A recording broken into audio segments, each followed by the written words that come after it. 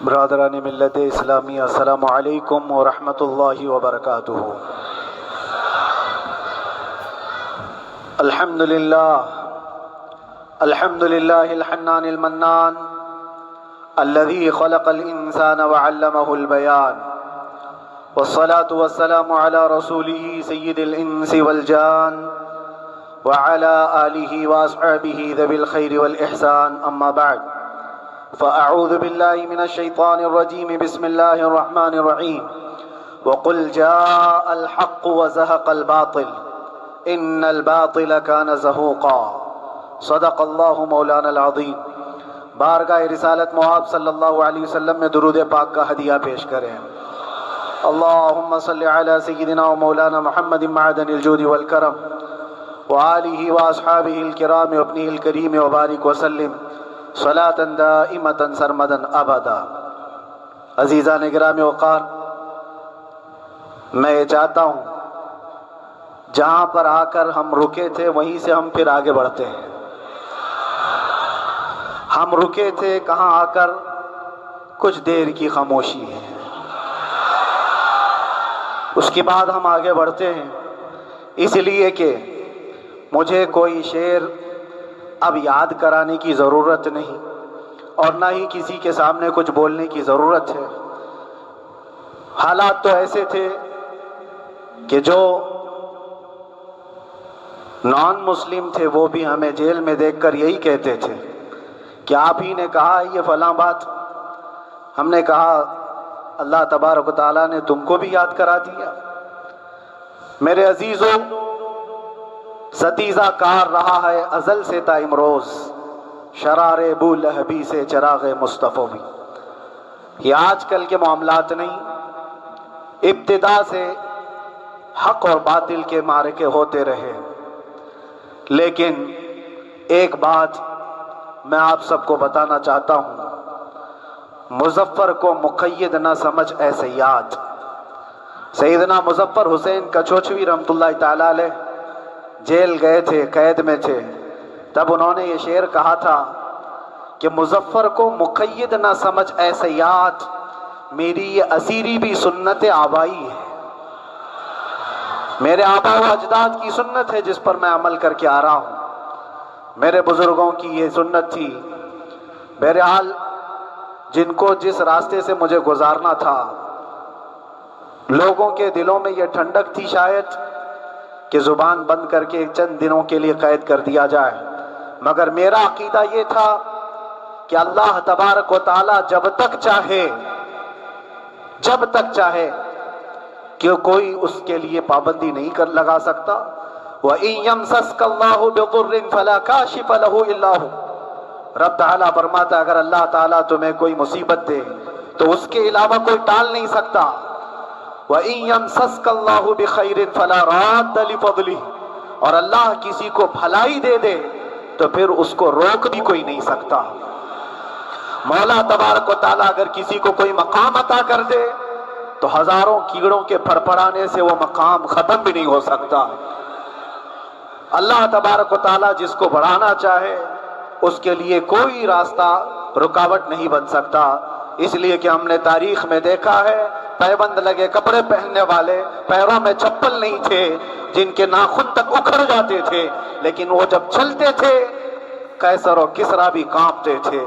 جن کا ہی یہ نعرہ تھا ٹل نہ سکتے تھے جنگ میں اگر اڑ جاتے تھے، پاؤں شیروں کے بھی میدان سے اکھڑ جاتے تھے، حق سے سرکش ہوا کوئی تو بگڑ جاتے تھے۔ ارے تیغ کیا چیز ہے، ہم توپ سے بھی لڑ جاتے تھے۔ یہ وہ صحابہ کرام اور اسلاف کرام، ان کا یہ معمول تھا۔ بظاہر ان کے پاس کوئی اسباب نہیں تھے لیکن اللہ کی مدد تھی۔ وہ پانی کی طرح بہتے ہوئے چلے گئے، نہ چٹانوں نے ان کا راستہ روکا، نہ دریاؤں نے ان کا راستہ روکا۔ وہ جس طرف سے جاتے تھے اللہ تعالیٰ ان کے لیے راستے بناتا تھا۔ عزیزان گرامی وقار، کون ہے وہ جو دریائے دجلہ میں اپنے گھوڑے دوڑائے تھے؟ کون ہے وہ جو دریا میں اپنی کشتیاں ڈال کر جلا دیا تھا کہ واپس جانے کا کوئی تصور نہ ہو؟ یہ سب میرے مصطفیٰ کریم کے دیوانوں کی ہی بات تھی۔ اسی لیے آج بھی دنیا گھبراتی ہے تو شانے لوگوں سے نہیں، دیوانوں سے ہی گھبراتی ہے۔ بہت زیادہ چالاک رہنے والوں سے نہیں، دیوانوں سے دنیا گھبراتی ہے، اس لیے کہ دنیا کو پتا ہے، دنیا جانتی ہے کہ دیوانہ کہاں دیکھتا ہے کسی کو پتا نہیں۔ اور یہ اس دیوانے کی بات کر رہا ہوں جس کے لیے اللہ کے حبیب صلی اللہ تعالیٰ علیہ وسلم کی عزت و وقار سب سے اول ہے۔ عزیزان گرامی وقار، آج آپ کے سامنے حاضر آیا، یہ میرے استاد گرامی، مربی، استاد الاساتذہ، برادر گرامی حضرت العلامہ مفتی زبیر احمد صاحب قبلہ ادام اللہ اقبالہ، جنہوں نے دن رات ایک کر دیے تھے۔ میرے خیال سے 8 مہینے میں جتنے ان کے بال سفید ہوئے اس سے زیادہ نہیں ہوئے ہوں گے، صرف اس لیے نہیں کہ ایک بھائی کے لیے، اس لیے بھی لڑ رہے تھے کہ ایک عالم کے لیے جس سے دین کا بہت سارا حصہ وابستہ ہے۔ ان کی محنتیں رائگاں نہ گئیں۔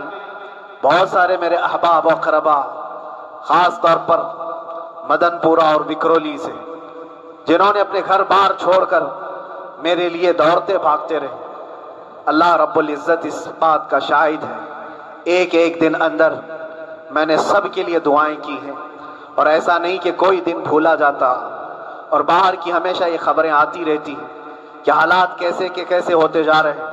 کبھی اگر گھبراہٹ اور بے چینی ہوتی تو میرے عزیزوں صرف ایک ہی بات ہمارے پاس تھی علاج کے لیے، ایک ہی علاج تھا۔ جب بے چینی بڑھ جاتی، اپنوں سے رابطہ نہیں ہو پاتا اور کسی کے خبر نہ پہنچتی، کھانے پینے کی تکلیفیں، رہنے سہنے کی مصیبتیں جب سر پر آتی تو ایک ہی علاج تھا، ان کے نثار کوئی کیسے ہی رنج میں ہو، ان کے نثار کوئی کیسے ہی رنج میں ہو، جب یاد آ گئے ہیں سب غم بھلا دیے ہیں، جب یاد آ گئے ہیں سب غم بھلا دیے ہیں۔ اس رسول محترم صلی اللہ تعالیٰ علیہ وسلم کا احسان عظیم ہے۔ بار بار مجھے یہ احساس ہوتا رہا، پوری دنیا اگر چھوڑ دے مگر یقین تھا آمنہ کا لال کبھی نہیں چھوڑے گا، اور چھوڑا بھی نہیں، اور چھوڑا بھی نہیں۔ ہر رات جو ہمارا معمول تھا، ہم نے جو دیکھا، ہماری پچھلی زندگی میں ہم نے اتنے عجائبات نہیں دیکھے ہوں گے جو 8 مہینے کے اندر ہم نے دیکھے۔ نبی پاک صلی اللہ تعالیٰ علیہ وسلم کے انعامات و اکرامات، رب تبارک و تعالیٰ کی مدد سے دل مضبوط ہوتا ہے۔ عزیزان گرامی، ہم نے تو وہاں ایسے لوگوں کو دیکھا جو ڈپریشن کا شکار ہو کر کافر بھی ہو گئے، اور حالات سے گھبرا کر کے وہ انکار کر بیٹھے کوئی خدا نہیں ہے، کوئی مدد نہیں آتی ہے۔ ایسے حالات وہاں دیکھے، لیکن ان حالات میں بھی اللہ تبارک و تعالیٰ کی مدد ساتھ رہی۔ رسول پاک صلی اللہ تعالیٰ علیہ وسلم کا انعام و اکرام یہ تھا کہ جس طرح سے گئے تھے اسی طرح سے واپس بھی آئے، جس طرح سے گئے تھے ویسی واپس آئے، اور نہ میرے مصطفیٰ نے باہر میری عزت میں کمی کی، نہ اندر عزت میں کمی کی، کہیں پر بھی نہیں۔ الحمدللہ، جس شان کے ساتھ رسول پاک صلی اللہ تعالیٰ علیہ وسلم اپنے چاہنے والوں کو رکھتے ہیں، وہ میں نے دنیا میں دیکھا، اور پھر یہ عرض کیا آقا، آج آپ کی عزت پر بات کرنے والے کو چاہے وہ 1000 کال کوٹری کے اندر ہو، آپ عزت کے ساتھ بٹھاتے ہیں تو پھر قیامت کے دن اس کی عزت کا کیا حال ہوگا؟ عرش حق ہے مسند رفعت رسول اللہ کی، دیکھنی ہے حشر میں عزت رسول اللہ کی۔ میرے عزیزو، ایک بات کو طے کر کے چلو، انہیں جانا، انہیں مانا، نہ رکھا غیر سے کام، للہ الحمد میں دنیا سے مسلمان گیا۔ اس ایک بات میں جو عزت ہے، دنیا کے کسی مقام و منصب اور مرتبے میں عزت نہیں ہے۔ اور حالات دنیا انشاءاللہ میں سناتا رہوں گا۔ اللہ تبارک و تعالیٰ جب تک یہ زبان رکھا ہے، حق بولتے رہیں گے اور سناتے رہیں گے، اور بھی حالات آپ کو انشاءاللہ العزیز آگے سناتے رہیں گے۔ لیکن آج خصوصیت کے ساتھ میں جمعہ کے لیے اسی لیے حاضر آیا کہ یہاں کے لوگ پل پل یاد کرتے رہے۔ حضرت مجھے ہر بار خبر دیتے کہ جب نماز سے فارغ ہو کر کے میں نکلوں تو مجھے لوگ پکڑ لیتے، کیا ہوا، اب کیا خبر ہے؟ تو جس قدر آپ کی بے چینی تھی، بے قراری تھی، میرے عزیزو، مجھے بھی ملنے کی بے چینی اور بے قراری تھی، لیکن یہ ایک سٹیج تھا جس سے گزارا گیا ہے، ایک مقام تھا جس سے گزارا گیا۔ میں تو ایک نکما آدمی، میں تو ایک کم پڑا ہوا، لیکن آپ کو بزرگان دین کی اگر تاریخ پتہ ہو، امام اعظم ابو حنیفہ رضی اللہ تعالیٰ عنہ، جن کو ناحق جیل میں رکھا گیا تھا، امام موسیٰ کاظم رضی اللہ تعالیٰ 7 سال تک قید میں رہے۔ یہ کون امام موسیٰ کاظم؟ جن کے دربار میں جانے کے لیے غوث اعظم عبد القادر جیلانی رضی اللہ تعالیٰ 4 کلومیٹر دور اپنے چپل اتار دیا کرتے تھے۔ امام موسیٰ کاظم کا وہ دربار ہے جن کو باب الحوائج کہا جاتا ہے۔ اس امام کو 7 سال تک بغیر کسی قصور کے قید میں رکھا گیا، اور حد تو یہ ہے کہ اسی قید خانے میں زہر دے کر کے آپ کو مارا گیا ہے۔ آپ کا جنازہ جیل سے نکلا تھا۔ امام احمد بن حنبل جن کو 5 لاکھ حدیثیں یاد ہیں نبی پاک صلی اللہ تعالیٰ علیہ وسلم کی، بغداد کے سر بازار آپ کو ننگی پیٹھ پر کوڑے مارے گئے۔ آپ کو اندازہ ہے بزرگان دین کی ایک لمبی فہرست ہے۔ جب میں وہاں گیا تھا تو ایک بزرگ کی بڑی یاد آئی، وہ تھے حضرت مجدد الفسانی رضی اللہ تعالیٰ۔ اکبر جیسے ڈکٹیٹر کے سامنے، اس زمانے کے سب سے بڑے ڈکٹیٹر بادشاہ کے سامنے آپ نے حق بات کا اعلان کیا تھا۔ مجدد الفسانی رحمۃ اللہ تعالیٰ علیہ نے فرمایا تھا کہ اسلام نام سے جو دین ہوگا وہ محمد عربی کا لایا ہوا ہی دین ہوگا، کسی اور بادشاہ کا بنایا ہوا نہیں ہوگا۔ اس بات پر آپ کو قید میں ڈالا گیا تھا، 8 سال تک قید میں رکھا گیا۔ 8 سال میں بادشاہ مر بھی گیا، بیٹا بادشاہ بنا، لیکن کسی نے آ کر جہانگیر کے سامنے یہ بات رکھی کہ آپ کے باپ نے جس مولانا کو قید میں ڈالا تھا گوالیار کی جیل میں، 8 سال میں جیل کا نقشہ بدلا ہوا ہے۔ تو بادشاہ نے پوچھا ہوا کیا ہے؟ کہا کہ اس مولانا نے 8 سال میں تقریباً 700 قیدیوں کو عالم بنایا۔ درس تفسیر، قرآن کا علم، نمازیں جماعتوں سے وہاں اس طرح ادا ہوتی ہیں جیسے لگتا ہے گنبد خضرا کی چھاؤں میں ہے۔ رب تبارک و تعالیٰ کا یہ احسان عظیم تھا۔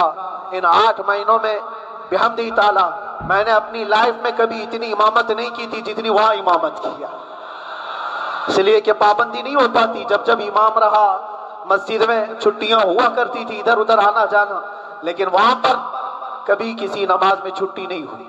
اور امامت اللہ تبارک و تعالیٰ کو جہاں لینا ہے وہاں لیتا رہے۔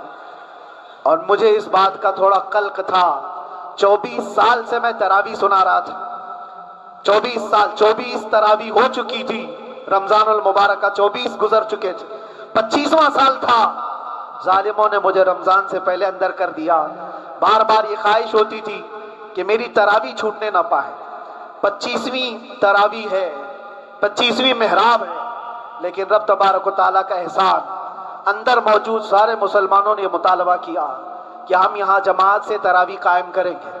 اور اب تک لوگ الم تری کیف والی تراویح کبھی کبھار پڑھ لیا کرتے ہیں، لیکن سارے لوگوں نے مل کر کے یہ اتفاقاً کہا کہ ہم پورا قرآن آپ سے سننا چاہتے ہیں۔ کیسے کیسے قیدی تھے، کیسے کیسے کرائم والے تھے۔ میں نے کہا آج میں ایک دن پڑھاتا ہوں، ایک پارہ پڑھوں گا، آپ کو اگر لگے تو بتا دینا، بھاری پڑ جائے، کیونکہ لوگ سارے کرمنل ہیں اور کئی طرح کے جرائم کیے ہوئے لوگ، نماز دین سے کہاں زیادہ رشتہ، کہاں ہو سکتا ہے یہ گھبرا کر بھاگ جائیں۔ ایک دن پڑھاؤں گا، اگر آپ کو لگے تو بول دینا، نہیں تو کل سے الم تری۔ پہلے دن تراویح پڑھا ہے، دوسرے دن سارے لوگوں نے کہا آپ نے ایک پارہ پڑھایا ہے، سحری تک بھی پڑھائیں گے تو انشاءاللہ کھڑے رہیں گے۔ یہ جو استقامت، یہ ساری چیزیں، دلوں کا جمع ہونا اور ہماری طرف دلوں کو پھیر دینا بغیر اللہ کی مدد کے نہیں ہوتا، رسول پاک صلی اللہ تعالیٰ علیہ وسلم کے کرم و احسان کے بغیر نہیں ہوتا۔ وہ تراویح بھی پڑھتے رہے، تفسیر قرآن بھی سنتے رہے اور قرآن کی تعلیم بھی لیتے رہے۔ پھر مجھے اندازہ یہ ہوا کہ رب تبارک و تعالیٰ کی منشا یہ تھی کہ ہماری تراویح کی محراب کی سلور جبلی جیل کے اندر ہو جائے۔ مجھے اس بات کا کوئی قلق نہیں رہا کہ میری کوئی چیز چھوٹ گئی ہے۔ ہاں، عید، بقرعید، محرم، یہ تمام چیزیں لوگوں کی یاد تو رہتی، رشتہ دار، احباب اقربا کی یاد، لیکن اللہ کی مرضی، میرا رب تبارک و تعالیٰ جو پسند کرے اس میں ہم راضی۔ اگر مولا یہ چاہتا ہے کہ میں تنہا پڑھوں تو اس کی رضا میں ہم راضی، اگر وہ چاہتا ہے کہ مجمع ہزاروں میں ہم نماز ادا کریں تو اس کی مرضی پر ہم قائم ہیں۔ عزیزان گرامی وقار، صبر اور سکون کے ساتھ جو حالات گزرے اس میں سب سے بڑا کردار آپ سب کی دعاؤں کا ہے، سب کی دعاؤں کا۔ مشائخ سارے پیران اعظام تمام سلاسل کے اور ہر مسجد کے امام اپنے محراب اور ممبر سے جو دعا کرتے رہے، یہ سارا ذخیرہ میرے لیے اتنا بڑا ہے جس کو میں بیان نہیں کر سکتا۔ ہر ایک کی جانب سے دعائیں، عورتوں بچوں کی طرف سے منتیں، روزے، نہ جانے کیا کیا کر لیا۔ پھر مجھے اندازہ ہوا کہ صرف اپنے آرام اور اپنے راحت کے لیے پھڑپھڑانے سے کچھ نہیں ہوگا۔ رب تبارک و تعالیٰ یہ چاہتا ہے کہ پوری امت مل کر کے اس فقیر کے لیے دعا کرے، اور اللہ تعالیٰ کو جب تک منظور تھا تمہاری دعائیں ہوتی رہی۔ بعض لوگوں کو یہ خیال بھی آیا، کچھ میرے احبا اقربا رشتہ داروں نے بھی کہا اتنی ساری دعائیں ہوئی قبول کیوں نہیں ہوتی؟ ایک بات یاد رکھو، پوری دنیا مل کر کھڑے ہو کر دعا کرے، اللہ کی قدرت پر کوئی کام کرنا واجب نہیں ہے، اللہ پر کوئی چیز واجب نہیں ہے۔ اگر وہ اپنے فضل سے عطا کر دے تو اس کا احسان ہے، اس کا احسان ہے۔ اب چاہے وہ سال بھر میں قبول کرے کہ 5 سال میں قبول کرے۔ ایک بات یاد آتی ہے میرے عزیزو، ہماری قید تو 8 مہینے کی ہوگی، ان بزرگان دین کی قید 8 سال 7 سال۔ امام محمد بن حسن عسکری 20 سال تک قید میں رہے، 20 سال تک اندر سلاخوں کے پیچھے بند رکھا گیا۔ یہ اہل بیت اطہار ہیں، ائمہ اعظام ہیں، ان کی تکلیفیں دیکھ کر پھر ہماری تکلیف چھوٹی لگتی، اور پھر نبی پاک صلی اللہ تعالیٰ علیہ وسلم کی یاد آتی۔ صرف اس بات کا ہمیں فخر تھا کہ تم نے کبھی چوری کے الزام میں تو نہیں گرفتار کیا، کسی گھناؤنے الزام میں تو نہیں گرفتار کیا۔ ہاں اگر کسی بات پر گرفتار کیا ہے تو ان سے پوچھو تو اب یہ بولنے میں بھی شرم کرتے ہیں، مولانا کو کیوں گرفتار کیا ہے، مولانا کو کیوں اندر رکھا ہے؟ شرم آتی ہے بولنے میں، کیونکہ انہوں نے کچھ ایسا بولا تھا جس کو بولنے میں شرم آتی۔ کیا بولا تھا میرے عزیزو؟ یہ ایک الگ کہانی ہے، ابھی میں اس پر کچھ گفتگو نہیں کرتا، اس لیے کہ ہر ایک کو یاد ہو چکی ہے، ہر ایک کو یاد ہے، میں اس کہانی کی طرف نہیں جاتا۔ لیکن اتنا مجھے آج اس ملک میں رہتے ہوئے احساس ہے کہ ابھی بھی انصاف ختم نہیں ہوا ہے۔ انصاف پوری طرح ختم ہو جائے تو اللہ کا عذاب آ جائے گا، اللہ کا عذاب آ جائے گا۔ چند لوگ نا انصافی کر سکتے ہیں، لیکن پوری کی پورے روئے زمین پر رہنے والے انسان نا انصافی کریں، ایسا نہیں ہوتا۔ ہمارے حق میں سپریم کی طرف سے جو انصاف آیا ہے، ہمارے دل میں اس قدر جگہ ہے آج، اور اس قدر احساس ہے کہ ہمیں یہ اندازہ آج بھی ہوتا ہے کہ چاہے کچھ بھی ہو جائے لیکن انصاف پوری طرح سے مر نہیں سکتا، انصاف پوری طرح سے مر نہیں سکتا۔ یہ ہمارا ملک عزیز ہندوستان کسی خاص آدمی کے ٹھیکیداری میں نہیں ہے، سبھی کا خون شامل ہے یہاں کی مٹی میں، کسی کے باپ کا ہندوستان تھوڑی ہے، ہمارا بھی ہے، آپ کا بھی ہے، سب کا بھی ہے۔ اور میرے عزیزو پتہ نہیں، یہ بھی شاید راحت اندوری صاحب کا شعر ہے، اور اس سے پہلے بھی کچھ بولا تھا وہ بھی ان کا ہی تھا، تو ڈینجر ہی ہوا کرتا ہے۔ اللہ تبارک و تعالیٰ آپ سب پر فضل فرمائے، کرم فرمائے۔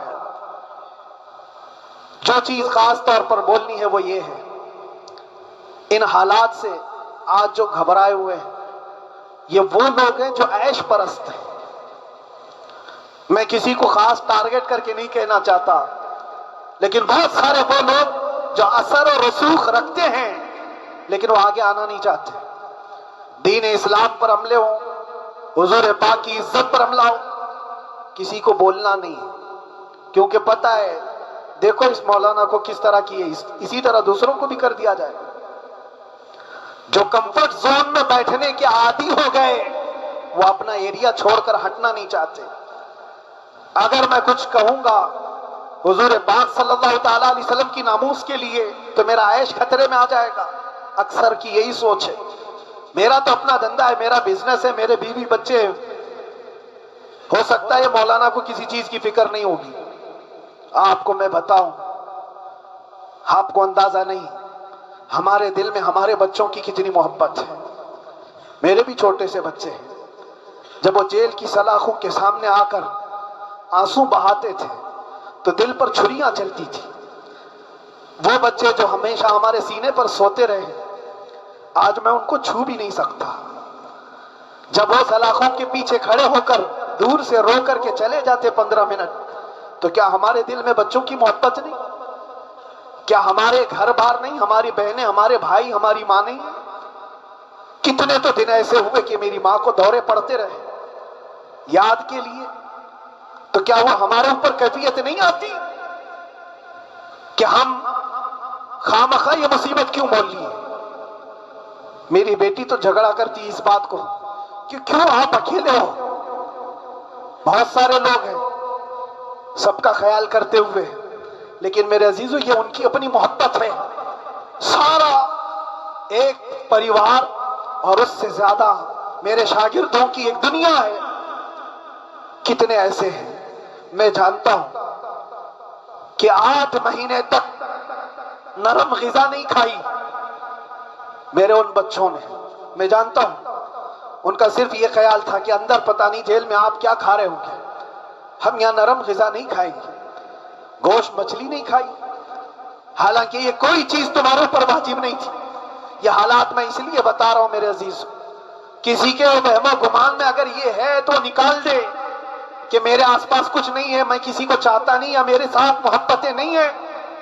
کثرت سے محبت کرنے والے لوگ ہیں میرے پاس، میرے ان بھائیوں کی اور میرے بہنوں کی، میرے گھر والوں کی محبت تو ایسی ہے کہ ان کے گھروں کے بچوں کے معاملات بھی بغیر مجھ سے پوچھے نہیں ہوتے۔ اگر 8 مہینے اندر رہا تو کسی کا رشتہ نہیں، تو بات چیت بھی نہیں ہے، رشتہ نہیں ہوگا جب تک یہ نہ آئے، سارے کام ڈیپینڈ رہتے تھے۔ مجھے بھی ان تمام چیزوں کا احساس ہے، لیکن یہ سب چیزیں ایک طرف، میرے مصطفیٰ کی عزت اپنی طرف۔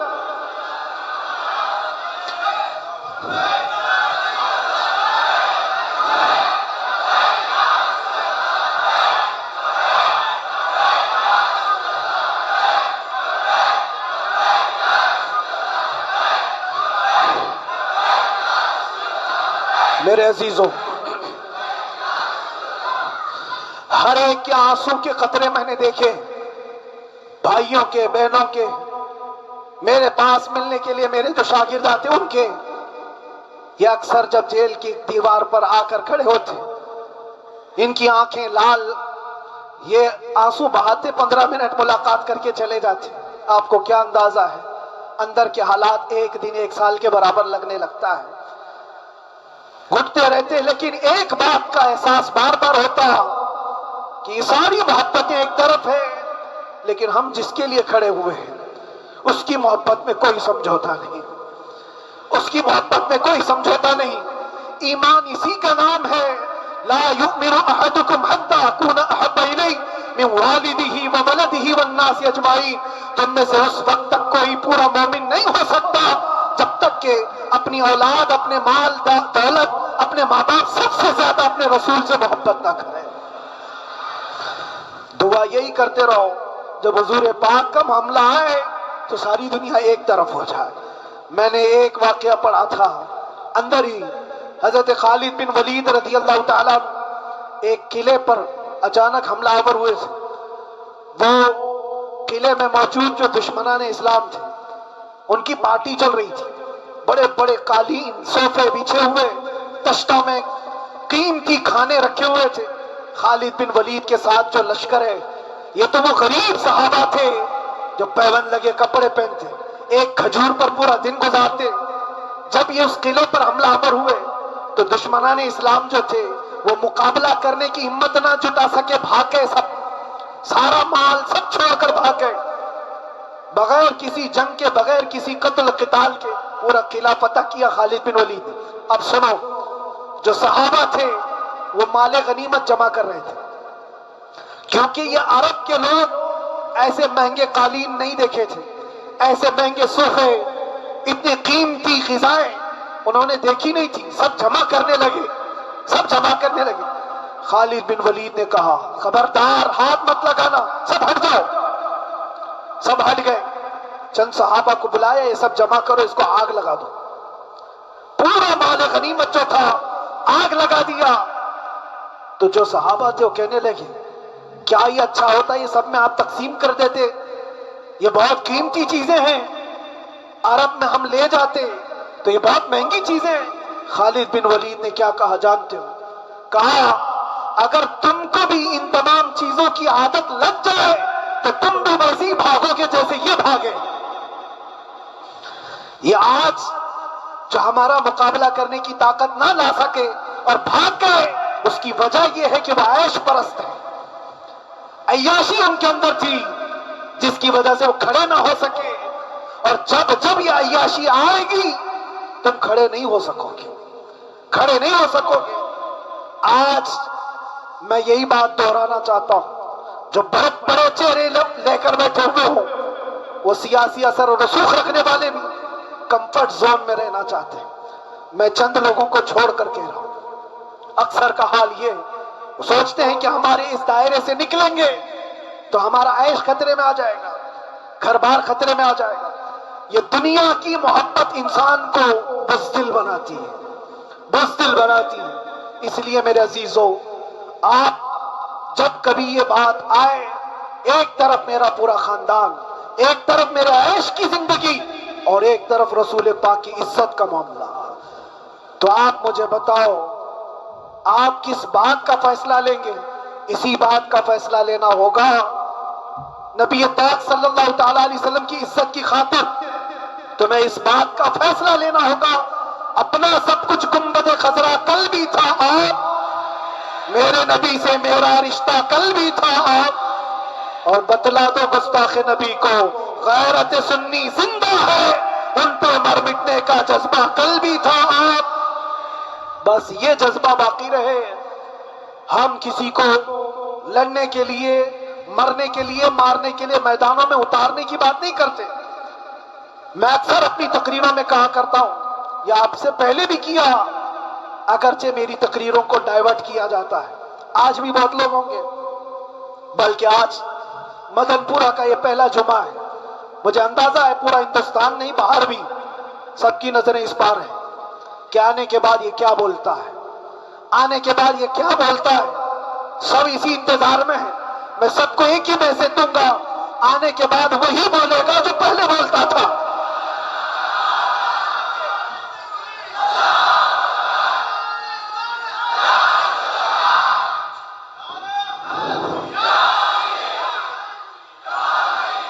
اگر کچھ غلط ہوتا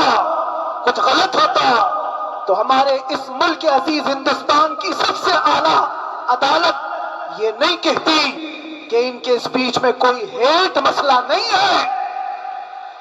وہ ہمیں اندازہ ہے میرے عزیزوں، ہاں جہاں غلطی ہوگی ہم بھرے اعلان کے ساتھ کہیں گے کہ ہم سے یہ غلطی ہو گئی، ہم سے یہ خطا ہو گئی، زبان پھسل گئی۔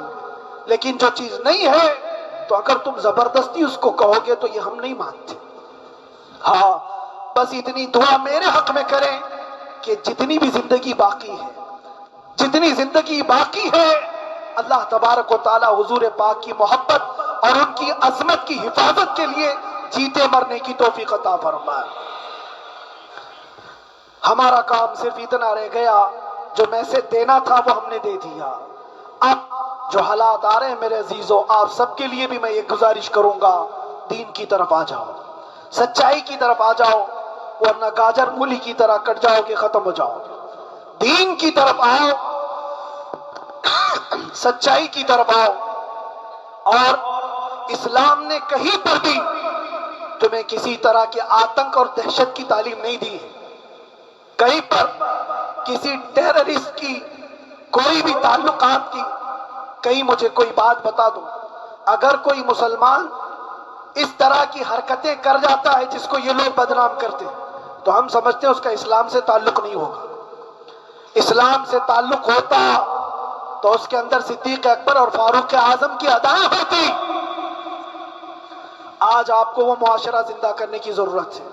میں نوجوانوں سے کہوں گا، بہت دن گزار لیے ٹک ٹاک پر مجرے، اور تمہارے اس انٹرنیٹ کی دنیا پر جس طرح تم نے آوارگی کر لی ہے، اب وقت کم بچا ہے۔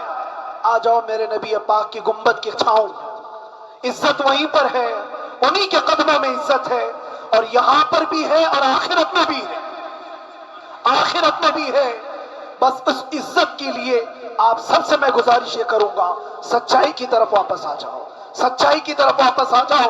جو تمہاری نمازیں باقی ہیں اس کو پوری کر لو، اس سے پہلے کہ دنیا تم پر نماز پڑھ دے، اس سے پہلے کہ تمہارے جنازے کی نماز پڑھی جائے اپنی نمازیں کمپلیٹ کر لو۔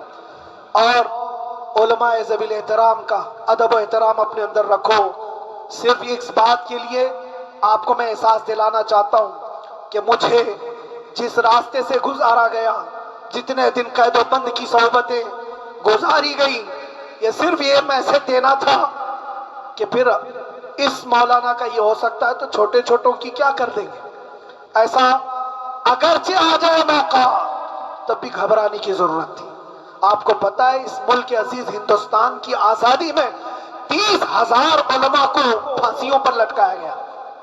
انگریزوں نے 30,000 علماء کو کشمیر سے لے کر دلی تک ہر درخت پر ایک عالم کی لاش لٹکتی تھی۔ انہوں نے قربانیاں دی ہیں، قربانیاں بزرگان دین کے علماء ذوی الاحترام کی ہوئی ہیں۔ یہ اور بات ہے کہ اس جنریشن نے آج ہم کو دیکھا تو ان کو بہت بڑا لگتا ہے، یہ کوئی بہت بڑی بات نہیں تھی، بہت بڑی بات نہیں تھی۔ اس پروسیس سے بہت سارے علماء کو گزارا گیا ہے۔ سرکار مجاہد ملت رحمت اللہ تعالی علیہ ایمرجنسی کے زمانے میں 18 مہینے تک قید میں گزارے، 18 مہینے تک ایمرجنسی، وہ بھی ڈکٹیٹر کا زمانہ تھا۔ اس زمانے میں بھی آپ اندر رہے، لیکن باہر آنے کے بعد نہ آپ کے مشن میں کوئی کمی آئی، نہ آپ کی زبان میں کوئی لکنت آئی۔ اللہ والے جو ہیں وہ اللہ کی رضا کی طرف اور رسول پاک کی رضا کی طرف ہوتے ہیں۔ ہم سب بھی اس مشن کو آج یہاں سے زندہ کرتے ہیں، جہاں سے ہم چھوڑے تھے وہیں سے آگے بڑھتے ہیں، جہاں سے ہم چھوڑے تھے وہیں سے ہم آگے بڑھتے ہیں۔ کسی کو اگر کچھ برا لگتا ہے تو وہ اس کے سمجھ کا قصور ہے، اس کے فہم کا قصور ہے۔ ہم نے کسی کو ٹارگٹ کر کے کبھی کہا نہیں، بلکہ یہ تو کامن بات ہے، ایک تو کامن کہی جانے والی بات ہے۔ فخر سے اگر کوئی آدمی اپنے گھر میں کہے کیا بات ہے مولانا آج صبح سے تمہارے گھر میں کچھ ہلچل نہیں ہے، کچھ ہلچل نہیں ہے، ہو سکتا ہے تمہارے گھر میں کوئی نہ ہو، تم اکیلے بیٹھے ہو، بیوی کہیں گئی ہے، ماں کہیں گئی ہے، گھر میں کوئی بنانے والا نہیں ہو، گھر میں خاموشی ہے، تو تم اگر اس کو جواب دے دو کہ کچھ دیر کی خاموشی ہے، شام میں آ جائے گی، کچھ دیر کی خاموشی ہے، شام میں آ جائے گی، تو کیا گناہ کیا، کیا گناہ کیا؟ اس کے حالات پر وہ بول رہا ہے، اس کے گھر میں خاموشی ہے اس لیے بول رہا ہے۔ ہم نے بھی اسی لیے کہا کچھ دیر کی خاموشی، اس لیے کہ ہم جانتے ہیں اسلام وہ نہیں ہے جو یہاں دکھ رہا ہے آج، اسلام تو وہ تھا جو صدیق اکبر کے زمانے کا تھا، اسلام تو وہ تھا جو فاروق اعظم کا تھا، اسلام تو وہ تھا جو عثمان غنی اور حیدر کرار کا تھا۔ تو وہ جو ہلچل تھی وہ خاموش ہے، صلاح الدین ایوبی کا دور تھا، وہ اسلام کی ہلچل تھی۔ تو میرا گھر آج خاموش ہے، اس لیے تو میں پکار کر کے رہا کچھ دیر کی خاموشی ہے، اور ہمیں اپنے رب سے یقین ہے یہ خاموشی ایک شام ٹوٹے گی، کوئی صلاح الدین آئے گا۔ اور اللہ تبارک و تعالی ہم سب کے اس عزم اور حوصلے کو زندہ رکھے، اور آپ سب کی محبتوں کو سدا سلامت رکھے، اور میرے آقا صلی اللہ تعالی علیہ وسلم کے قدموں پر مر مٹنے کی ہمیں توفیق عطا فرمائے۔ وآخر دعوانا